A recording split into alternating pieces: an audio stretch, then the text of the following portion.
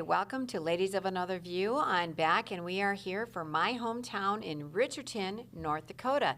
And I have with me Father Thomas Werdekemper. He is the pastor of St. Mary's, and I would love you to start out by explaining what's the difference between the Assumption Abbey and St. Mary's, because they kind of go together, right? They do go together. We share the same church building. But Assumption Abbey is the Benedictine monastery for men. St. Mary Parish is the parish where the Catholics of Richardton come to worship. So it's one place, but kind of two different entities. Places too. Yes, two entities. And it's so beautiful. As you drive by on the highway, you see those spires up in the air, and sometimes people just pull off the road to come visit, I know. How did it get there? Who decided on putting the Abbey right there? Well, Richardton was started in 1883, and there weren't a lot of Catholics, but eventually more and more families came. And by 1890, there were probably 20 Catholic families in town, and so different missionaries, priests would come and serve them from Glen Ullin or Mandan or even Dickinson. And at one point, our founder, Vincent Worley, a Benedictine monk from Einsiedeln, Switzerland, by various ways was assigned to take care of basically the territory of North Dakota. And he thought the best way to do that would be to start a monastery, which he did in Devil's Lake. That didn't succeed very well, but he was asked to preach a mission here in Richardton about 1896, 97, 98, in that era. And by then, a parish was already started in town. And he preached that mission, and there was just a nice connection between him and the people in him. And the bishop allowed him to move his monastery from Devil's Lake to Richardton, which he did in 1899. And that kind of firmed up the relationship with the Catholics in town and the monks at the Abbey, and sharing the building and all of that kind of stuff. So he built the east wing of the current monastery in 1899, and the first floor of that building became the church. Previously to that, the Catholics used a generic church building that was given to the town by the C.B. Richards Company, which sponsored the founding of Richardton. Okay. And then by 1906, there was probably 80 families of Catholics here in town, and so that building became too small. And so Vincent Worley had grandiose plans, and part of that grandiose plans was a huge monastery with a huge monastery church. And so that laid the groundwork for the current building that we use. That was started in 1906 and finished in 1910.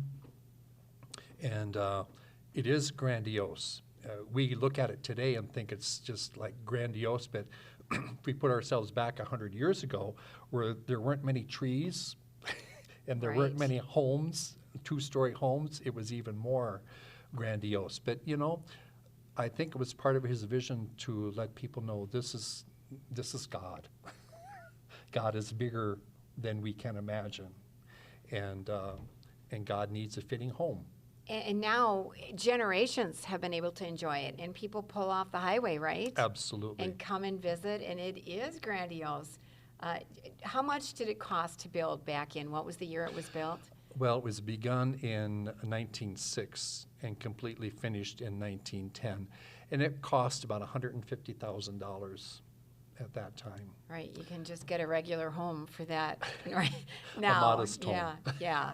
And what part of it was funded by, there were homesteaders here, and they didn't have a lot of money. They didn't. But about 1/3 of that was funded by the parishioners. And I know back then the idea was this was for the generations, right, and to give glory to God. Absolutely. Tell me a little bit about the church and some of the interesting features.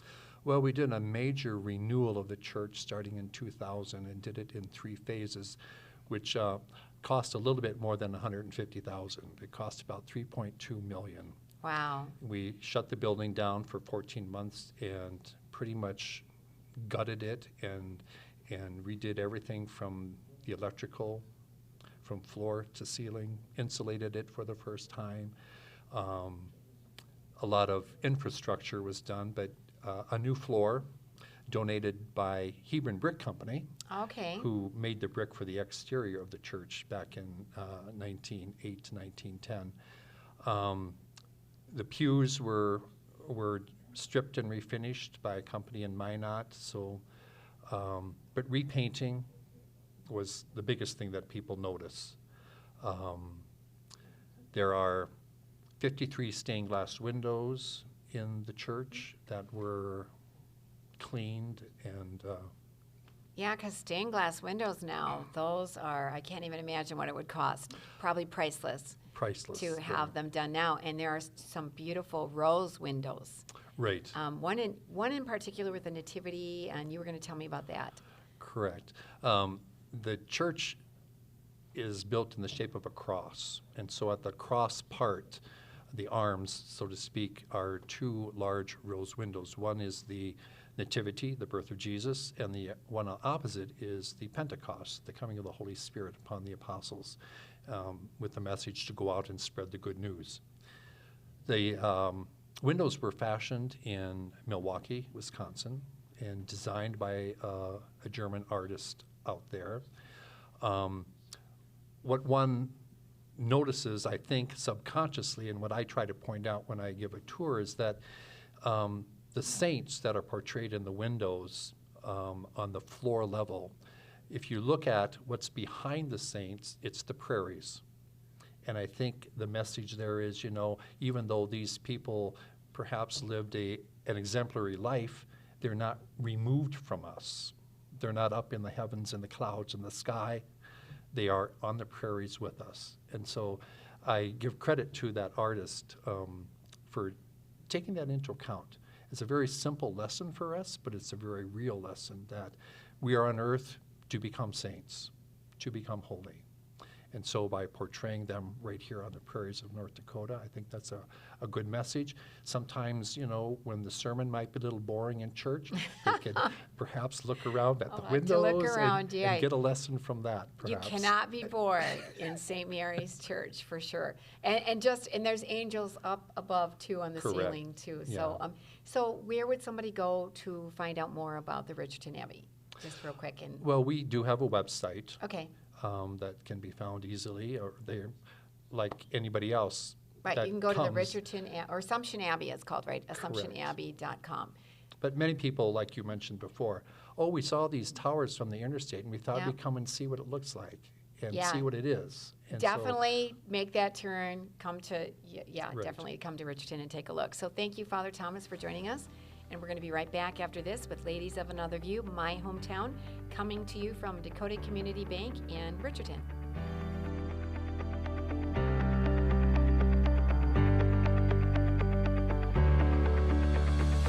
My hometown of Richardton is brought to you in part by Women's Way,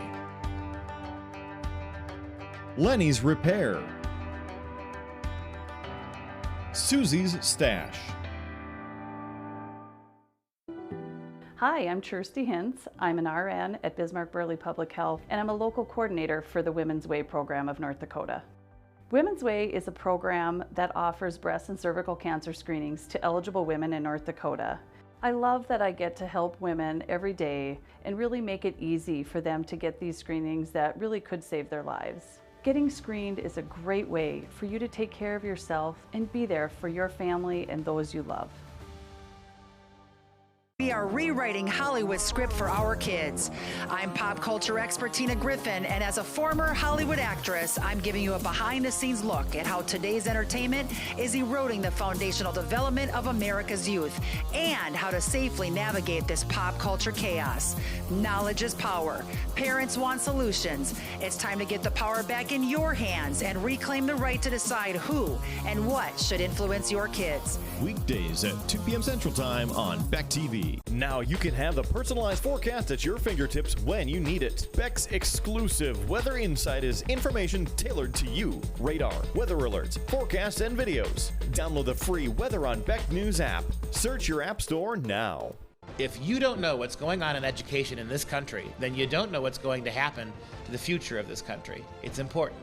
I'm Dr. Duke. And I'm Katie. Watch The Dr. Duke Show weekdays at 2:30 p.m. Central Time on Beck TV. Red Trail Energy Incorporated creates economic benefit for the investors, local communities, as well as the state of North Dakota by converting natural resources and regional corn production into ethanol and beneficial co-products. Red Trail Energy in Richardton. Hello, I'm Mike Lindell. Cancel culture has not only affected myself and my pillow, but millions of you out there. Before all this started, I had already written in my memoir, I dedicate this book to anyone that's looking for hope. Well, right now, we're all looking for hope. I believe that my story is going to bring inspiration and hope to everyone. By the time you're done reading my book, you will believe that with God, all things are possible. To thank you all for your support, I'm offering some of my best prices ever on my pillow products, including this exclusive bundle. You get my book and these 5 My Pillows. They all have beautiful scenes and verses from the Bible, such as Isaiah 41:10. Do not fear, for I am with you. This 6-pack bundle is regularly $219. Now it's just $99.98 and free shipping with your promo code. Go to mypillow.com and use the promo code on your screen or call the 1-800 number below. Thank you and God bless.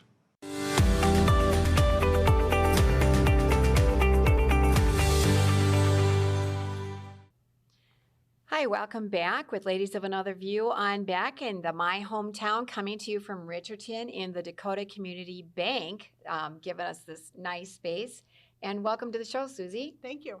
I'm here with Susie Rummel, and she's the owner of Susie's Stash, which is an amazing quilting store. Tell us about the store.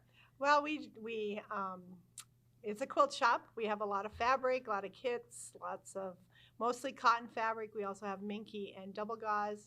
But we also serve lunch from 11 to 1, and we have fresh flowers, and we have an entire coffee bar. So you can get foo-foo coffees and lattes and Italian sodas and smoothies and zingers. So even if you don't quilt, you could come for lunch and coffee, and I just love it. I love your ceiling because it looks like a quilt. You spent a lot of time. Yeah, we renovated the building. We bought the building and we renovated the whole thing. So when I was sick of jamming up linoleum tiles, I would paint. So I had a lot of help, though. It wasn't just me. Well, one of the reasons I wanted to have you on, Susie, is because I know that people come from all over. Because quilting is kind of a community in a way, isn't it? Yes, it seems like and so you get customers from far away just to buy quilt materials. And I think just to come to your shop, it's just really cool. And how did quilting begin? Do you know anything about the history? I did a little bit of history, and of course people in America, for sure, people did it out of necessity. Like they had to use their resources, and they would make blankets out of their old clothing, and they didn't really make heirloom quilts. They just made quilts out of necessity and reused them. And then in about it started to be artistic quilting later on, and in the 50s and 60s I read it dropped tremendously. Like nobody wanted to quilt because that meant you were poor and you didn't want to quilt. But then in the 60s and 70s it got revamped because the granddaughters of the older women wanted to learn, and so it started again, and now it's big business. I mean, it's a great hobby, it's fun to do, and it's not your grandma's pastime anymore. Well, I know with nostalgia, a lot of people are going back to some of the old things, doing crocheting and embroidery and quilting. And you can make some beautiful works of art, really, and then put them on your bed, right? Yeah, and hang them on your wall. And yeah, and I think, well, during the pandemic, too, a lot more people got dusted off their sewing machines and started making masks and got a hobby because they had to stay home. Sure. They needed to do something. So. Yeah, I was going to ask if you saw more people getting into quilting. It seemed like they were, it seemed like they did. Like a lot of people I had never saw before that lived in Richardton came and said, I have to learn how to make a mask. So, yeah. And once you start making masks, why not go on to quilting, exactly. right? Sewing 2 strips together. Really, it is. But and then it's so creative because you match colors, and there's some padding in the middle, right? Some batting. Yep. Batting. Now, yeah. See, you could tell I called it padding. Yeah. That's okay. That's what it is. But it makes them practical, so they're nice and warm.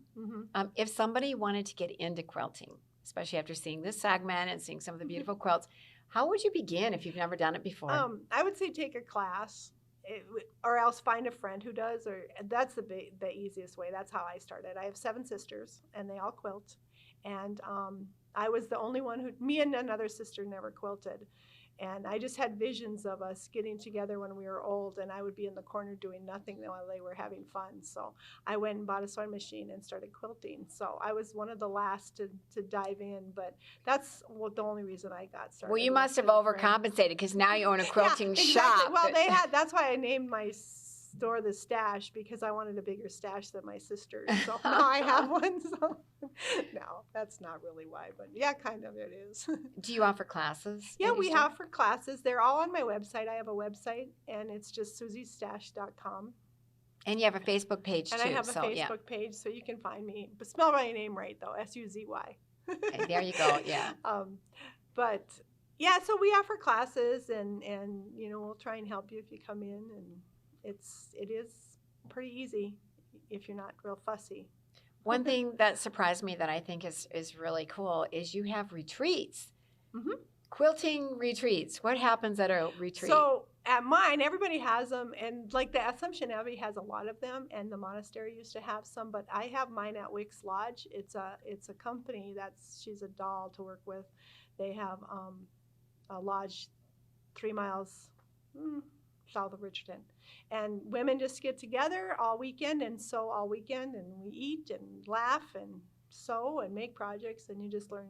It's like an old-fashioned quilting bee, sort of, is what I... And tell us, what were the old-fashioned quilting bees? Because I bet a lot of people have never heard of, what's a quilting bee? I don't really know for sure, but I'm assuming that they're just a bunch of women getting together, and men, I suppose, too, and sewing and creating stuff. And it's funny because we had one at our shop. We did baby blankets. Our local religious group made baby blankets, and it was fun because some people ironed, some people pinned, some people sewed, some people turned them inside out, and it was just fun. It was like an old-fashioned 3-hour quilting bee. And that's it. So it's a lot of work to make a quilt, but when you do it like that, if somebody's just doing one part of it, yep, then the next part, and then the work is going fast, right? And you're having fun together, like I imagine they did at the Quilting Bees. But back then, didn't they sew everything by hand?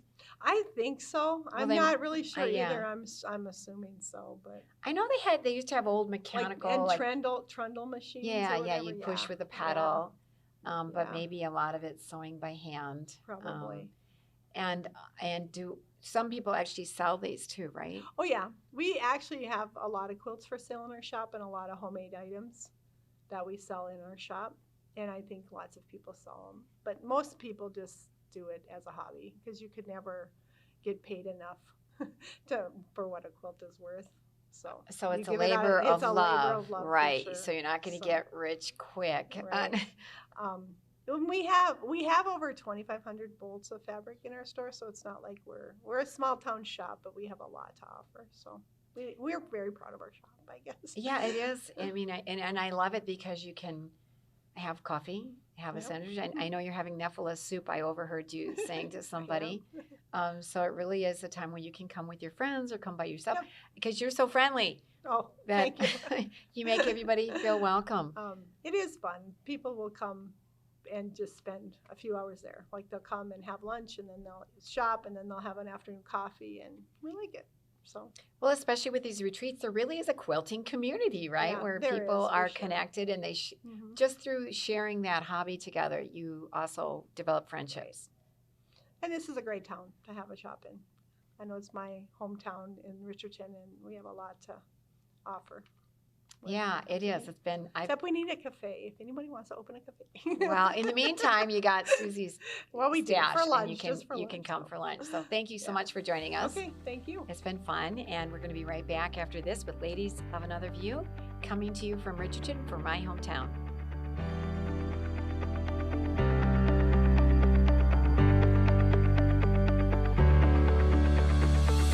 My hometown of Richardton is brought to you in part by Red Trail Energy,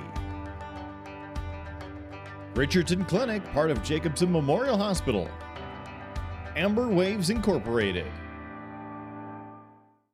If you don't know what's going on in education in this country, then you don't know what's going to happen to the future of this country. It's important. I'm Dr. Duke. And I'm Katie. Watch The Dr. Duke Show weekdays at 2:30 p.m. Central Time on Beck TV.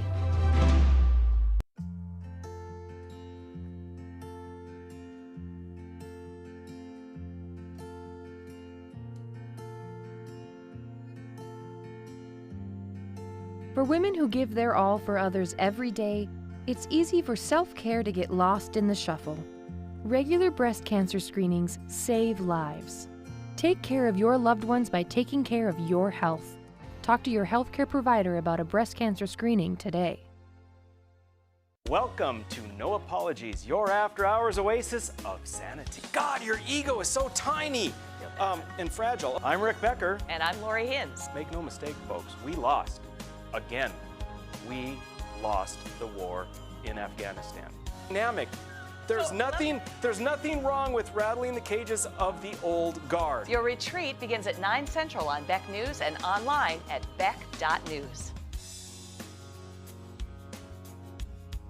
Hop in the rig and go down the road with me. We'll cover local and national stories that impact you. This is an opportunity to hear the other side, the progressive side. I think people lose sight of the fact that there's still work that happens after the session's over. Describe it to people if you like. There was an attack on NDSU, in my personal opinion. I'll use that word, you don't have to. Down the road with Joel Heitkamp weekdays at 5:30 Central on Beck News and online at beck.news. Red Trail Energy Incorporated creates economic benefits for the investors, local communities, as well as the state of North Dakota by converting natural resources and regional corn production into ethanol and beneficial co-products. Red Trail Energy in Richardton. Hi, everybody. I'm Doug Billings, host of The Right Side with Doug Billings, where we take great joy every day in entering into your lives at key moments to make differences for the better. That's how we fulfill the meaning of life, folks. I have the high-profile guests that you want to hear from the right side. I also have truth, honesty, morality, God. We have it all on our side. We also take a lot of joy in pointing out the intellectual immaturity of liberals everywhere. You can see me on Beck TV and beck.news. Cheers. My Hometown of Richardton is brought to you in part by Dr. Gregory Johnson and Richardton Dental Clinic, Dakota Community Bank of Richardton, Red Trail Energy.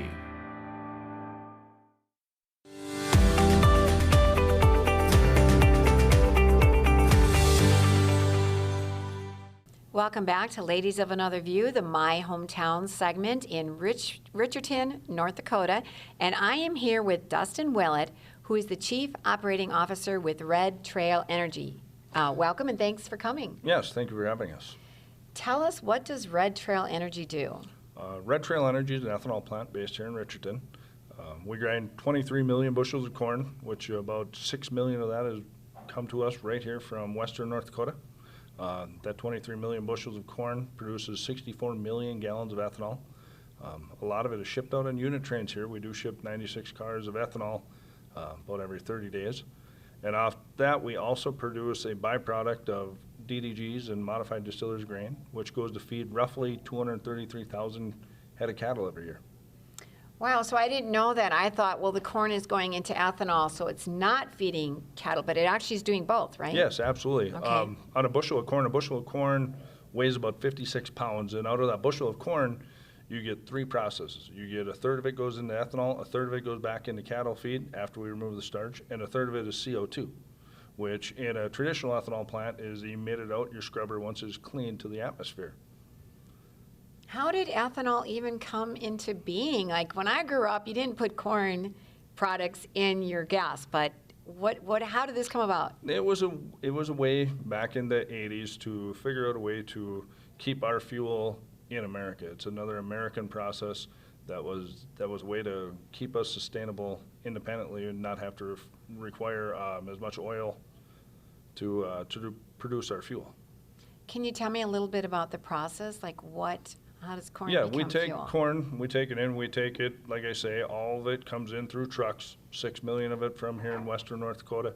It is ground, it goes into a slurry where we add our enzymes, it's all temperature controlled, and it goes through and it goes into our fermentation process, and our fermentation process takes about 52 hours.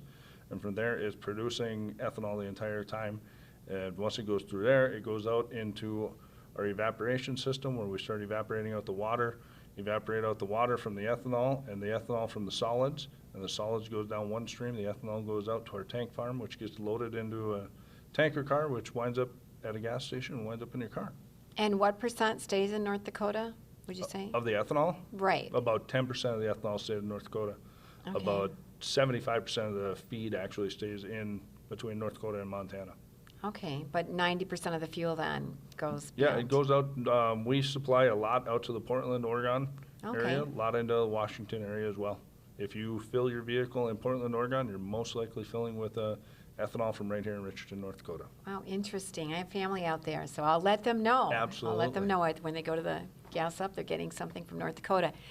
Tell us about the carbon capture facility that's going to get built here. Yes, we're in the process of building a carbon capture facility.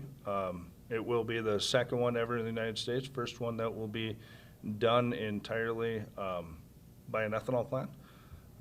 We started this process about 6 years ago. We've been working with the Energy Environmental Resource Center out of UND in Grand Forks.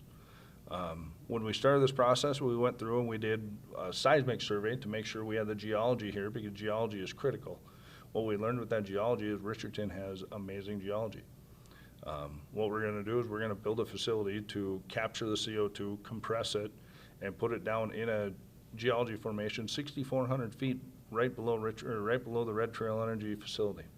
When you say it has amazing geology, what does that mean? What's so amazing about it? The geology that we're going to go into is called the Broom Creek Formation. The Broom Creek Formation is about 300 feet thick. And the thing that you need to be able to put CO2 into there is you need to have a basement, a lower confining level, and then you need to have a ceiling, an upper confining level. That way it holds the CO2 in the formation that you want to put it into. And the other reason it is as amazing as it is, the Broom Creek Formation has the ability to hold 10 billion tons of CO2. And over a 20-year process of what we're looking at putting CO2 into the ground, we will put roughly 4 million tons of So CO2. it can hold how many tons total? 10 billion. 10 billion. With a B, billion tons of All right. CO2. And over a 20-year process, if we put every drop of CO2 that we produce into the ground, we will put 4 million tons into the ground. So barely scratching the capacity there. Absolutely. So it has a long, long potential there. And why do you want to capture the carbon? With the carbon, everybody is looking at ways to reduce emissions. And gasoline has got a certain carbon intensity number. Ethanol has a certain carbon intensity number. If you're capturing the CO2, what that does is it takes and it drives that CO2 number down, which makes your ethanol more valuable. Okay, and then with the new facility, when does construction begin? Construction has begun. Okay. We actually got our storage facility permit through the North Dakota Industrial Commission last month, so we have the ability to put CO2 into the ground. North Dakota was the first state in the union to get a Class 6 injection or to give a Class 6 injection permit. Other than that, you had to go through the EPA to get it. And we're very proud to say that we're the first company to ever get one. I'm impressed. There's a lot of cutting edge things happening here. Like this is the second, you were the second facility. Where was the first one? The first one was in Decatur, Illinois. Arthur Daniel Midland did it, and they did it in conjunction with Department of Energy.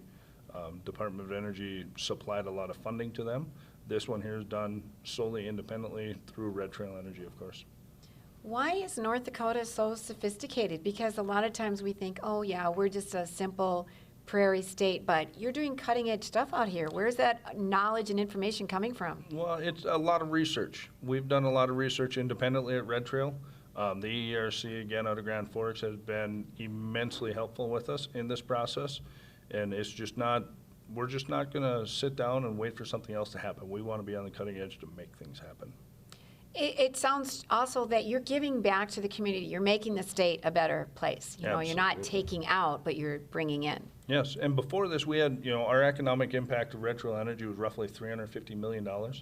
Once this carbon capture number is done, that number is just going to continue to grow, so we'll be able to help the city of Richardton and the community, Stark County and the state of North Dakota as well.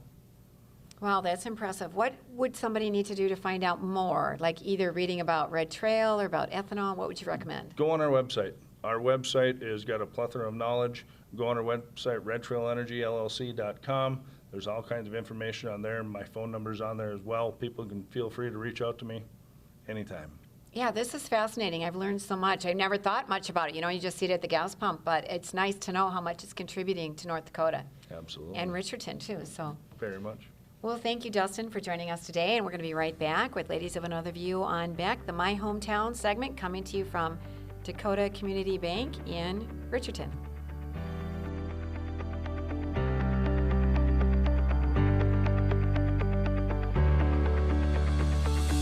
My Hometown of Richardton is brought to you in part by Women's Way, Lenny's Repair,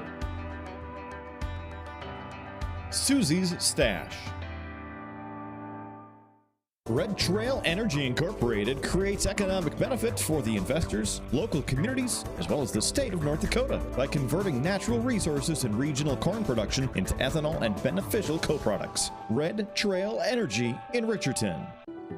Hi, I'm Kirsty Hintz. I'm an RN at Bismarck-Burley Public Health, and I'm a local coordinator for the Women's Way program of North Dakota. Women's Way is a program that offers breast and cervical cancer screenings to eligible women in North Dakota. I love that I get to help women every day and really make it easy for them to get these screenings that really could save their lives. Getting screened is a great way for you to take care of yourself and be there for your family and those you love.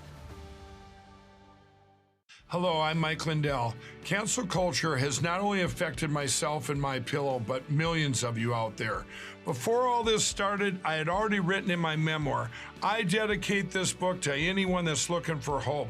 Well, right now, we're all looking for hope. I believe that my story is going to bring inspiration and hope to everyone. By the time you're done reading my book, you will believe that with God, all things are possible.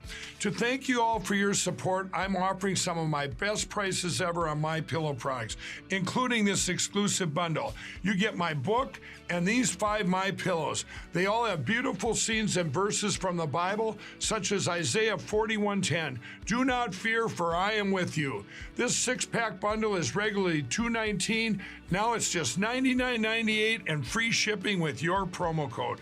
Go to mypillow.com and use the promo code on your screen or call the 1-800 number below. Thank you and God bless. Hi, everybody. I'm Doug Billings, host of The Right Side with Doug Billings, where we take great joy every day in entering into your lives at key moments to make differences for the better. That's how we fulfill the meaning of life, folks. I have the high-profile guests that you want to hear from The Right Side. I also have truth, honesty, morality, God. We have it all on our side. We also take a lot of joy in pointing out the intellectual immaturity of liberals everywhere. You can see me on Beck TV and Beck.News. Cheers. Hey y'all, it's Trent on the loose.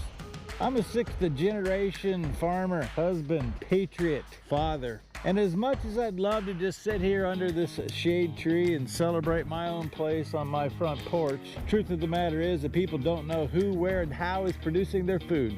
So travel the country with Trent on the loose, and we'll find those interesting human interest stories behind the people that bring us the efficient food supply. Trent on the loose.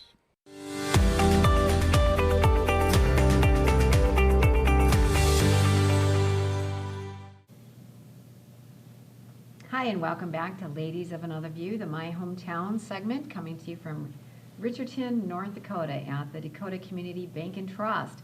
And I'm joined now by Lyle Germanson, and he is the committee chairman for the Rough Rider Rodeo Association. Welcome to the show, and thank you for coming.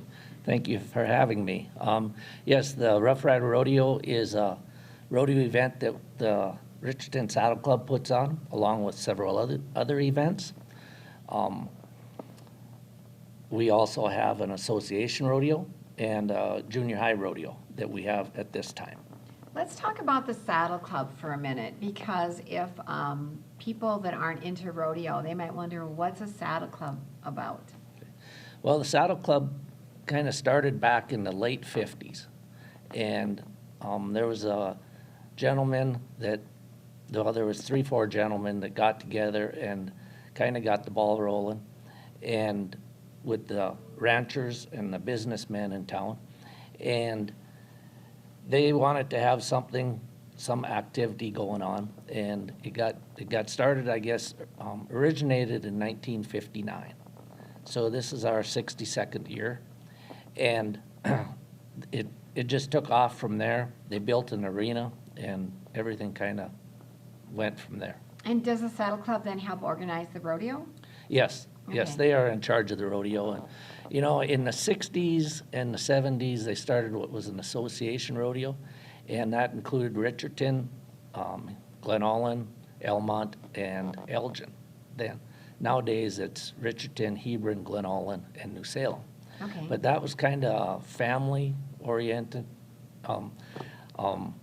It was mostly for kids and stuff, but anyway, which was very good because you seen them kids compete, which I did, and we went on and excelled through junior high and high school, college, and on into the professional rodeos. So you think about, you know, little old North Dakota, you've got, I mean, North Dakota, you got a lot of rodeo riding, but you've had some pretty impressive records and championships, right? As a matter of fact, well, let's first of all talk about you growing up. You grew up riding horses and doing rodeo. Yes, right? yes. I grew up at Marshall, which is 17 miles north of here. It was population of 13. Anyway, it was my mom and dad and us 5 kids. And Wait a minute, population 13, how many were in your family? 7? 7. Seven. Yes, So yeah. you basically made up the town of Marshall. Yes, yes. My mom was postmaster there and stuff. Okay. So, but the mail came out of Richardton. So, Okay. but yes, we grew up rodeoing. We grew up. My dad was a rancher, and you know, we just pretty much everybody in the Saddle Club were ranchers. The parents were ranchers, and that's kind of who got it started. Although the businessmen in Richardton helped just as much. I remember as a kid coming, and yeah, it wasn't just the people that rodeoed. The businessmen in town is what really kept it going. So you had a whole community Yes. of rodeo. And how has it changed over the years? Because football has changed. A lot of people say, oh, we have to be careful with these dangerous sports, and rodeo can get a little rough, right?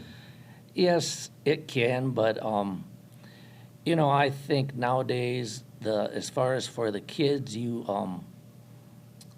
take more precaution and stuff. You know, kids are wearing vests. Kids are wearing helmets when they ride bulls and stuff, and there's just more safety. Kids nowadays go to schools, rodeo schools and stuff, so they learn the way to be safe about it too. Okay, because when you were a kid, you just jumped on a horse, right? You might have gotten bucked off and Yeah, got back basically, yeah, that's the way it went.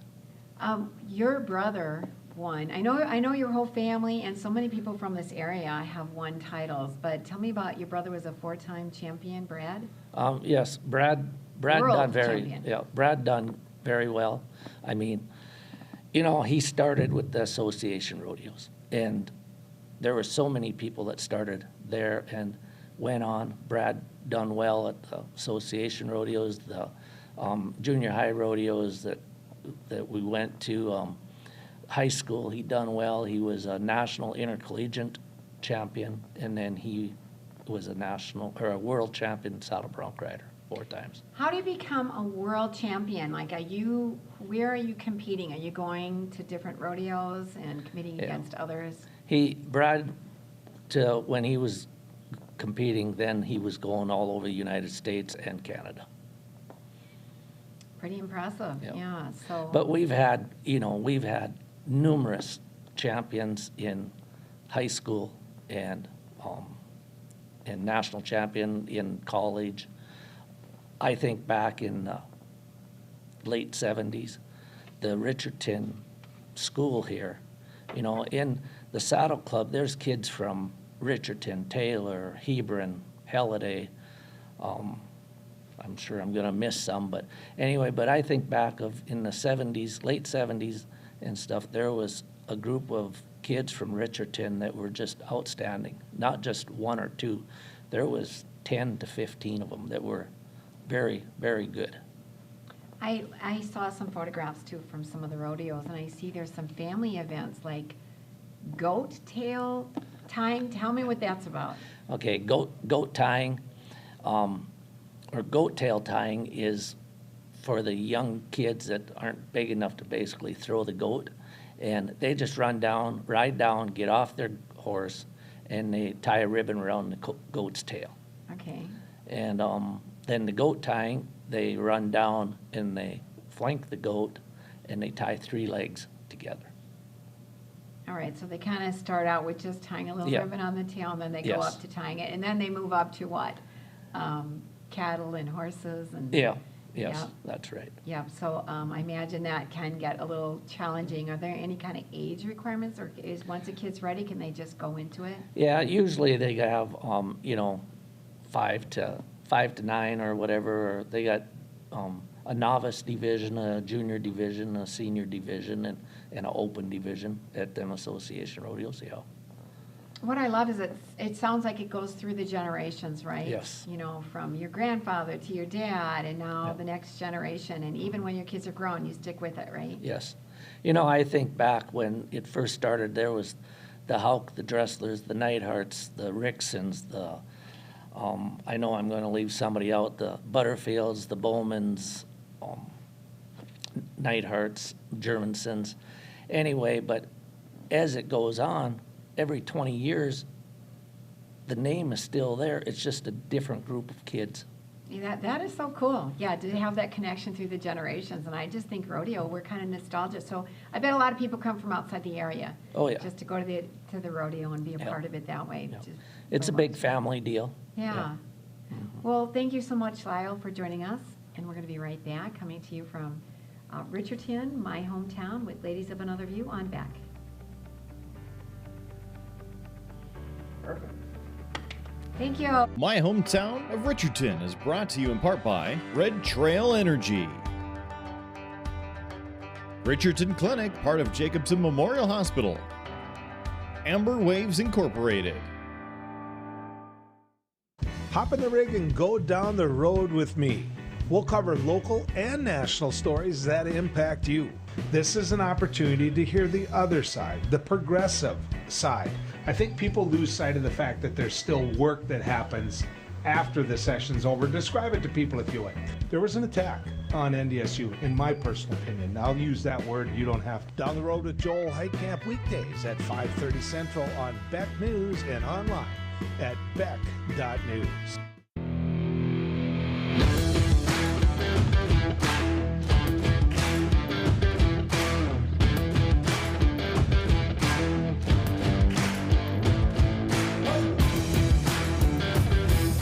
Red Trail Energy Incorporated creates economic benefits for the investors, local communities, as well as the state of North Dakota by converting natural resources and regional corn production into ethanol and beneficial co-products. Red Trail Energy in Richardton.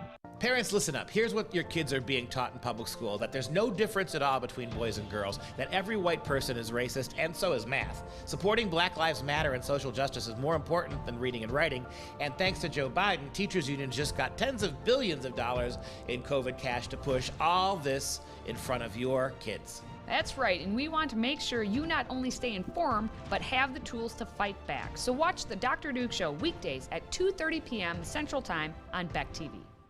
At Beck Communications, we've been planning for your future. Over the past decade, we've placed nearly 200,000 miles of dedicated fiber optics in the ground. Enough fiber optic strands to circle the world 8 times. Taking no shortcuts, we connected every home and business in our service area with dedicated fiber optics. It's your personal, unrestricted, unthrottled connection to the world. Best of all, this dedicated fiber means you do not share your connection. We call this intimate dedicated connection Beck Fiber. We are rewriting Hollywood's script for our kids. I'm pop culture expert Tina Griffin, and as a former Hollywood actress, I'm giving you a behind-the-scenes look at how today's entertainment is eroding the foundational development of America's youth and how to safely navigate this pop culture chaos. Knowledge is power. Parents want solutions. It's time to get the power back in your hands and reclaim the right to decide who and what should influence your kids. Weekdays at 2 p.m. Central Time on Beck TV. TV. My Hometown of Richardton is brought to you in part by Dr. Gregory Johnson and Richardton Dental Clinic, Dakota Community Bank of Richardton, Red Trail Energy.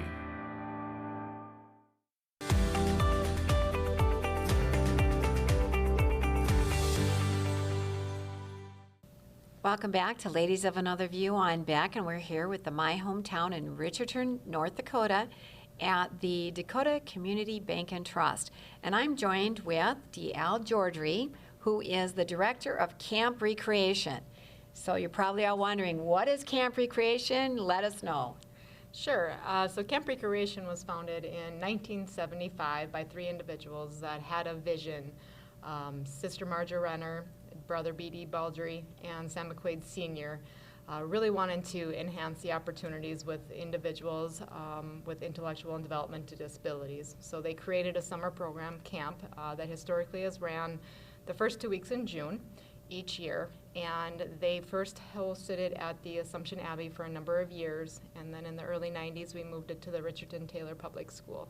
And about how many participate every year? We have 35 campers that we do bring in for 1 week session. So we'll run 35 campers on week 1, and then we'll run another 35 on week 2. I'm so excited about talking with you about this because 5 of our kids participated, and we had one son who is from Kenya, and he didn't have anything to do, and we said, you need to do something. We kind of pushed him into it, and then he came back and he said, I want to go back, because there's a second week, and he quickly packed and he wanted to go back. He loved it so much, and our girls kept going back year after year after year. There's something very special that happens at that camp. Can you put it into words? I'm going to try my best because what you just said is exactly what we see time and time again. I've been with the program for 20 years now, and that is the experience that needs to be seen and felt from an individual's perspective. It is something that you are greeted with endless supply of hugs and smiles, 100% of joy, acceptance and understanding right when you are greeted at the door with our campers. And it's something that volunteers historically will come for their first time thinking that they're there to give back to somebody else or to another cause. And ultimately, they're the ones leaving that week being the recipient of that. They learn so much about themselves. They learn bridges of understanding, patience, empathy, how to serve one another and give back to their communities. And we've been fortunate to have other individuals that make lifelong careers out of this simply from being a volunteer at Camp Recreation. That makes sense because for a lot of people, it's their first experience, right? Working with, disabled population, and it's not just kids. What's the age range of your campers? Our campers are going to run anywhere from as young as 8 years old to 88, 90 plus. So a lot of times our campers are familiar faces. They come back, they request to come back year after year, and they really become a part of our family. From that aspect, our volunteers, we like to start them right around the age of 12, but we have them all the way through adulthood as, they get hooked after that first experience in Camp Rec and they want to keep coming back for more. What does a volunteer do? So our volunteers are paired up with a camper for that week, and they kind of serve as that best friend. They are shepherding through the different classes such as art, music, games. They are giving them assistance during mealtime or their day-to-day needs that they have, and then ultimately, going to entertainment and activities that we have throughout the week. What kind of activities do you do or in entertainment? So we're fortunate. The reason why Camp Recreation becomes so successful is those individuals that we partner with. So Badlands Ministries out of Medora, we spend a day out there. We have the Richardton Fire Department that comes in and lights fireworks, grills, burgers, and dogs for us. We have community access to the pool. We also have magicians and singers and dancers that come out. And really, we just try our best to jam-pack that week full of a lot of fun activities. Yeah, so really the campers and the counselors are having fun together. I know one thing that my kids talk a lot about is the dance. What happens there? So our banquet and dance is kind of our hoorah of the week. It's kind of a little bit of the sign of the week is coming to a quick end for us, but ultimately we wine and dine our campers and our volunteers. We have a special meal for them. And then ultimately we have a dance, and a lot of our campers that come and attend, they treat that almost like a prom. They get all dressed up in their Sunday best, they come into it, and they just really have a great time dancing and singing and just enjoying one another's company. It's a lot of fun, I know it is, but you can't do these things for free. So how is it, do you do fundraising during the year? Yes, so our organization is largely ran by volunteers, and when we are not in camp session, we are working hard to plan the next year's camp, and with that comes the need for fundraising. We do collaborate with other nonprofit organizations in the area to take part of Giving Hearts Day. We do offer a food co-op in the summer months to where we sell fruits and vegetables for the Richardton Dickinson communities.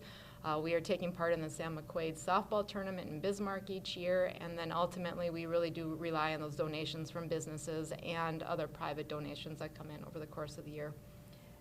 So if somebody wanted to donate, how would they do that? And to find more information, would they go to your website? Sure, yeah, we have a couple of different avenues. You can come to our website, camprecreationnd.com. You can check us out on Facebook, or you can give our office a call at 701-974-3774. We're always looking for those individuals that are willing and able to help our organization succeed for many years to come. So you need people both to donate and to volunteer. How many volunteers does it take to put on a camp? Oh, it does fluctuate from year to year. We probably do run about that 40 to 50 mark of extra volunteers that do come in to help us support with our needs. And that kind of goes across the different activities that we have throughout the year. But ultimately, if somebody's interested in serving on our board of directors, or they would like to help out with fundraising, or maybe just camp itself, we are doors always open and more than welcome to bring new places into the camp. Do you ever accept in-kind donations to put something on like this? Like what sort of things could, I don't know, maybe I'm wrong. Sure. No, absolutely. We work with a lot of restaurants, for example, to where they might provide a meal, or maybe they would provide the chicken that we're serving that evening. We do look at different art supplies and whatnot, so we have taken in-kind donations over the course of time. We really try to cater to what individuals have willing to offer. How long have you been involved in this? So I came back from college in 2002, so I'm going to date myself a little bit. So I'm kind of creeping up on my 20-year anniversary of being a part of Camp Rec. You look barely 20. That can't be. But so you obviously got hooked on Camp Recreation. It's been a family affair. My mom was involved back in the Assumption Abbey days. Mary Huff, she became the program director, and ultimately she kind of hooked my sister and I, and we're still involved with Camp Recreation today. Do you have any favorite memories? You know, maybe not a particular story other than just the feelings and the excitement that the campers show every year. I have my favorite campers that come running up into the hallway and give you a big old hug and ask you how you've been. You have those volunteers that show up, and we just know that they're there for the right purpose. And it's just really heartwarming to see all the excitement and the positivity that is showcased, because there's just so much negativity in this world. And when you enter the doors of Camp Recreation, it becomes 100% acceptance. I love that you said there's so much negativity in the world, and you can just leave that behind for a little bit. And it's just all about love and giving and sharing. Absolutely. And everybody gets a lot out of it, right? Absolutely, yeah. I would definitely recommend, if you are a little bit nervous about taking the plunge, come give Camp Recreation a try. Bring a friend, come see what it's all about, and we can guarantee you that you'll enjoy your time. Well, I know my girls brought a lot of friends, and they just came back year after year. So, yeah, it's kind of addictive. It feels so good to do it. So thank you, DL. Thank you. For joining us. And thank you, audience, for tuning in. And we'll be back again soon with Ladies of Another View on Beck.